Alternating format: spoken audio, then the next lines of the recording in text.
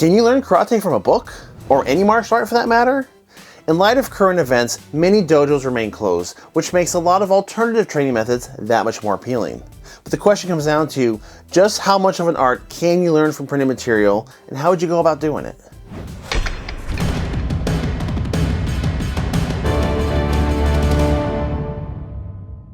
Today's question actually comes from one of our Patreon members, Basawoto Septrid, and he asks, can you actually learn martial arts from a book that has descriptions and pictures to guide you along? Now, we've had a couple discussions in the past about learning from videos and DVDs and online programs, and I briefly touched upon printed material, but I think now is as good a time as any to take a deeper look into this topic. Now, when it comes to actually finding printed material, we're in an age where information is at our fingertips and there's no shortage of books out there. I mean, you could probably spend a lifetime searching for all sorts of different martial arts texts and workbooks and manuals and theses and whatever. So I think it really comes down to focusing on what your goal is, what you're trying to achieve and learn, and then picking the right material for that goal. You have books on history, principles and concepts, theories, biographies, workbooks, forums, and even technical manuals, which we're going to include in this topic because it's still all part of printed material. So can you learn from a book and printed material? Let's answer the question right now. Sure, of course you can. Why couldn't you? There's absolutely a lot of education you could draw from reading printed material on the martial art, as long as you understand that there's a limit to what that material can provide you. See, books are a great way to learn about an art, great to learn theory, great to learn deeper levels of academic information in the best case scenario. And yes, you can learn some technique from it. But much like video instruction, the limits are you do not have that live classroom environment. And a lot of people underestimate just how important that is. Without a live instructor, without actual hands-on feedback, you're missing a big chunk of the art. You can't really know that you're applying it. It's great if you can memorize something, that's one thing, but if you want to be able to apply it effectively, you need live instruction and correction, and you need a partner to work it on and resistance training. That's how you're gonna get the most out of your arts. But we are in times where sometimes that personal connection is limited, so we do have to make do with what we have. So exactly how do you get the most out of training from a book? First, I think you have to break it down into two perspectives. One is your academic information, your theory, learning about your art. And then the second perspective is the curriculum and techniques, basically your workbooks and your technical manuals. They're kind of two different animals and you need to approach each one two different ways. So let's start with curriculum based because I believe that's what most people are seeking out when they're looking for manuals and printed material. When you're trying to learn curriculum and techniques from printed material, you have to take an extra level of caution because you now are adding in an additional step of translation that you don't have with video. Because you see with a video, when you watch a technique performed and taught via video, you're getting audio in terms of description and narration with it. You're actually seeing it play out on the video screen. You can see reference points. You can even align your body to mimic it. And then you're seeing the whole thing as, it's almost like a live instruction. It's a full presentation, but you only have that one step of disconnect where you don't get that feedback. When it comes to printed material, you don't have that visual cue and you don't have that narration. It's all internalized. So you have to read the printed words and then internalize that visualization inside your head and then use that as a reference point. So it's like an extra step of work to do in order to mimic those techniques. But the key word I want to focus on there is mimic. Is that what you're doing? Are you just mimicking it? And if that's the case, are you truly learning the material or are you just memorizing the sequence? I heavily recommend finding material that explains the why along with the how. Nothing that just says block, punch, kick, but explaining why. Why are you stepping a certain way? Why is your balance a certain way? Your positioning, the reasoning behind it. Sometimes there's theory, sometimes it's traditional, but I think it's important to have that why along with the how. Even when the material is accompanied by photos, it might just say, step 1, step 2, step 3 and have photos with it, but even then it can be deceiving.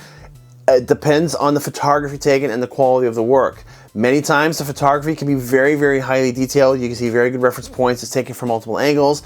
Other times there's just single shots, and depending on how it's presented, you don't have that sense of depth, so you might not always get the correct alignment depending on what the techniques are. So there's still, even with photos, there's still a lot of fine detail that you can miss with printed material.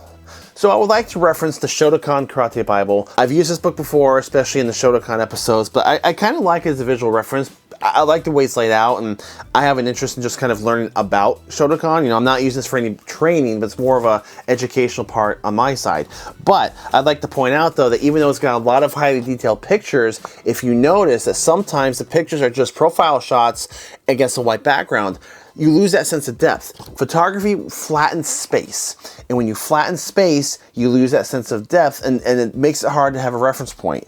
Now, in many cases in the book, there are alternate angles shown, but not in every instance. And that being said, that's one example of how you could find yourself in trouble if you're trying to learn solely from the book, because what point of reference do you have, and who's going to be there to correct you about it? But even with that being said, that's one reason I like this book, because they even take the step to acknowledge that it's easy to make mistakes, and they even show you some examples and corrections that you have to be aware of. So again, when it comes to using photos, photos help with a book. They help a lot. They're a great visual point. They're not quite as good of a reference as video, in my opinion, but they help. But you still can't take it for granted. You still have to, exercise caution when learning with this method. And that gets really important, because early mistakes can cause you a lot of problems down the line. And for that reason, my advice to you is, if you're going to try to learn something from a book, I really believe you should have somewhat of a fundamental understanding of either that art or similar martial arts. You want to know your basics. You want to have a foundation, because if you're just starting, if it's something you're completely unfamiliar with, again, you don't have that live instruction. So any mistakes that you make early on in your stances, in your posture, in your basics, could throw off your entire training. You could develop some really bad habits, maybe something that could be bad for your own health and your body structure that could cause you problems down the line, or maybe even just the way that techniques are applied. So I think you need somewhat of a fundamental understanding, because you don't want to make those mistakes early and have them become ingrained and become horrible habits that you're going to have a hard time breaking later. Because trust me, you perform something and it becomes muscle memory and you find out later it's wrong, it takes a lot of work to correct it. So to illustrate this point, we recently did an episode on the Goju kata of Sanchin, and the question of whether or not the kata can give you hemorrhoids if you do it incorrectly. Now, I can already hear the huh out there, so definitely go check that out. It was kind of a fun topic and an interesting study, I thought, but it highly illustrates the point of small details, big differences. And don't take for granted that books are always correct. Something as simple as a typo could really throw you off. Now, thankfully, in my own cases, I do have some experience learning from printed material, especially when my school closed for 2 years. I was on my own. And every once in a while, I did come across a typo or a small error, and if I didn't have already a fundamental understanding of the art and of my basics, I might have gone completely off course. So you do have to be careful with that. If it's something you're unfamiliar with altogether, you might not realize it if it's a mistake. Whenever possible, seek out video samples. We are in the age of YouTube and the internet. Somebody somewhere has likely uploaded what you're trying to learn. So my recommendation is read your material, walk through it a few times, visualize it, internalize it, then stand up and try to walk through it. Get what you think is a good idea of it, and then go look up some video samples. See if you can find clips of someone performing it. You'd be surprised what you might find. It might be different than what you thought. It might answer some questions. It might even raise some questions. But be wary. Everyone does things differently, and a lot of techniques, especially with katas, can vary from one school to another. So if you're looking up a technique and you look up 10 videos, there's a very good chance that each one of those videos are going to be 10 different versions. But again, it's still, as far as a reference point, it's usually very helpful, because if you use print and video together, you're only going to reinforce what you're trying to learn. But still, it does not replace that live instruction. And I think it goes without saying that more detail is better. It's one thing if the technique is described as, bad guy grabs your shoulder, you're going to pin, step to the side, drop a hammer fist to the groin, then take your right leg and buckle their back leg. Okay, technically that's a fair description, it could be accurate, but it's leaving something to be desired. There's a lot of questions in there, a lot of fine-tuning that can be done. It's another story if you find a manual that says, bad guy comes up on your right side, they put their left hand on your shoulder, you're going to take your left hand, you're going to pin, step out to 3 o'clock, drop it to a horse hand, says you simultaneously drop a hammer fist into their groin. Then take your right leg, shoot it straight back to 7:30 and buckle their left leg and then cover out. That paints a much better detailed picture, and if you have an understanding of that terminology and those basics in your system, you can follow along with that much more confidently, knowing that you're closer to the real version than if you just got some vague description. So it's not always available, but whenever possible, try to find the most detailed and highly descriptive text that you can find if you're trying to learn technique from it. And that just touches on the clock principle, in which we use in Kempo a lot, and other arts use it as well. But imagine yourself standing in the center of a clock, and straight ahead of you is 12 o'clock, and straight behind you is 6 o'clock. and you use the different clock positions as directional references.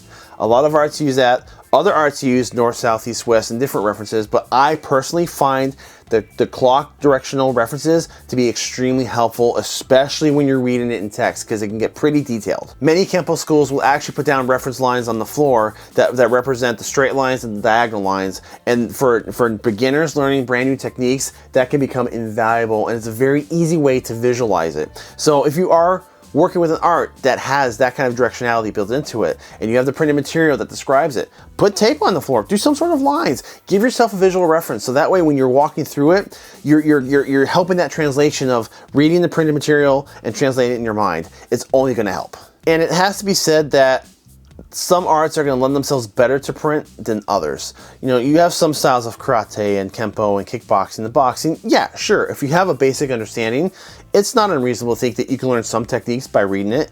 But you have also other arts such as the Chinese martial arts, you know, fine weapon arts, Brazilian Jiu-Jitsu, Judo, and any grappling art, frankly, it's going to be very hard to learn from a book because there's so many tiny nuances that really make up the whole difference. It's not just a matter of learning your basic steps and walking through it. You need that tactile response. For grappling, you can read it all day long. You don't know it until you can apply it, and you need a person to apply it. I don't care if you spend 1,000 hours doing it in the air, it doesn't work until it works. So just keep that in mind, that a lot of arts, and especially the Chinese martial arts, have some very, very fine body movements, very, you know, the difference in tension and stuff, that you can't get from a text, and it just goes right back to that live instruction. So just, you know, choose wisely when you're looking for material, and understand that there are some serious limits. And if you overlook those limits, you're doing yourself a great disservice. And then we have the academic side.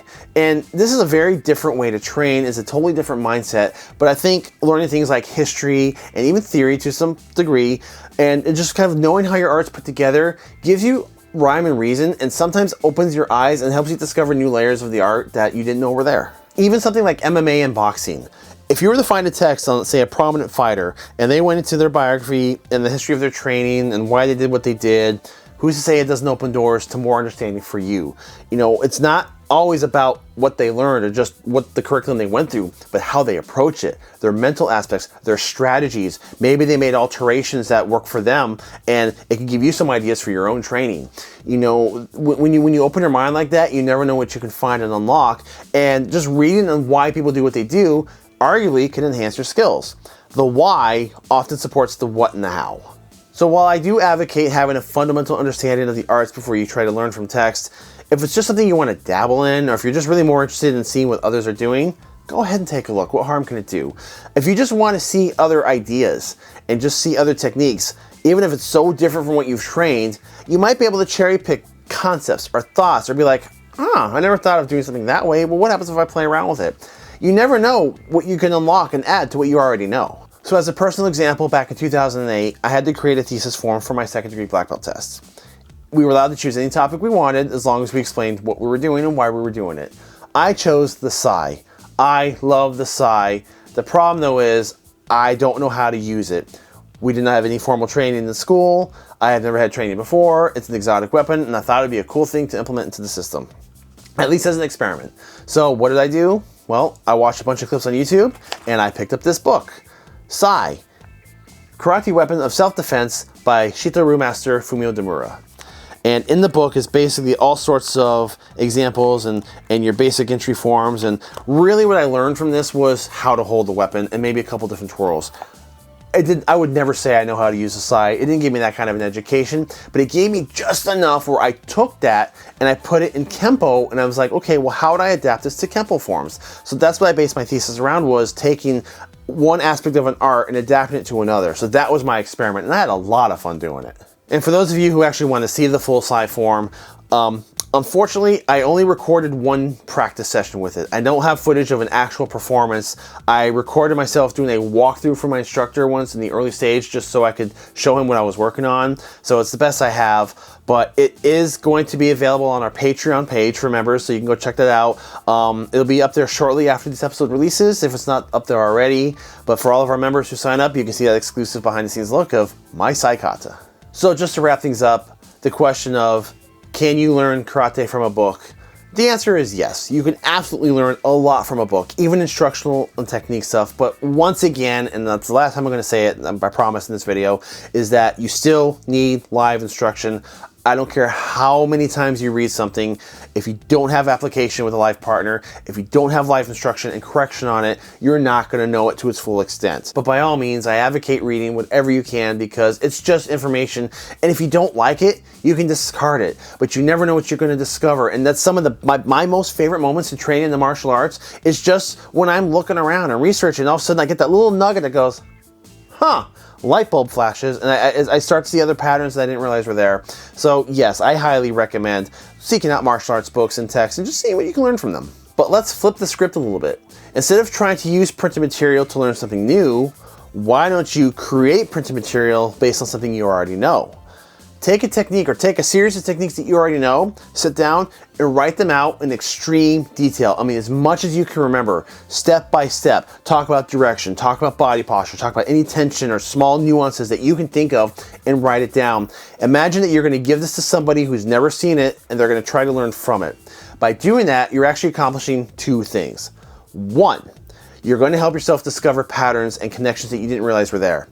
It might not happen when you write the first thing down, but as you start to write a series of things down, you're going to start connecting the dots. You're going to start to see similarities because now it's a whole new perspective. It's a whole new way to look at things. And in my experience, when you change your perspective, you see different angles. So that's going to be eye-opening. And two, it's going to help you retain what you've already learned. And I'm going to refer back to an experience in high school. It was the end of the school year. We had final exams coming up, and my science teacher said that he was going to allow us to bring in one sheet of notes that we could use on our test. Whatever we could write down, that we were allowed to bring in, but one page. So of course I went home the night before and I'm sitting there looking through the book and highlighting the important stuff, and in the smallest handwriting I could, I squeezed as much information on that piece of paper as I possibly could because I'm like, I gotta score, an A on that test. Next day I go to school, open my school bag, time for the test, and I left it at home on my desk. I was panicking. I'm like, I spent all that time writing down this stupid cheat sheet and I forgot to bring it. So I was upset until I started taking tests and I realized I knew the answers. So the act of me going through the book and highlighting things and writing it down helped me retain it. So our teacher tricked us into studying. Well played, Dr. Klein. Well played. So once again, a big thank you to Basawodo Septrid for your awesome question. This was a topic that we've touched upon before, but it was good to come back to it and take a look at it on a deeper level because I do think there's a lot of valuable information you can get from books as long as you understand the pros and cons and how far that information goes. And of course, any of you out there, if you have any experience from learning from a book or a particular manual, I'd love to hear from you. Please put down in the comments below any advice that you have, maybe any specific text that you have for certain arts, or any warnings that we didn't talk about here, and any limitations that you've come across. Please put your feedback below. And as always, thank you guys so much for watching. Please don't forget to join us on Patreon. We've got a lot of bonus material up there for members. And like I said, our Psy, we're going to be adding my Psy Kata very soon if it's not there already. And love you guys. You guys are great, and we'll see you next week.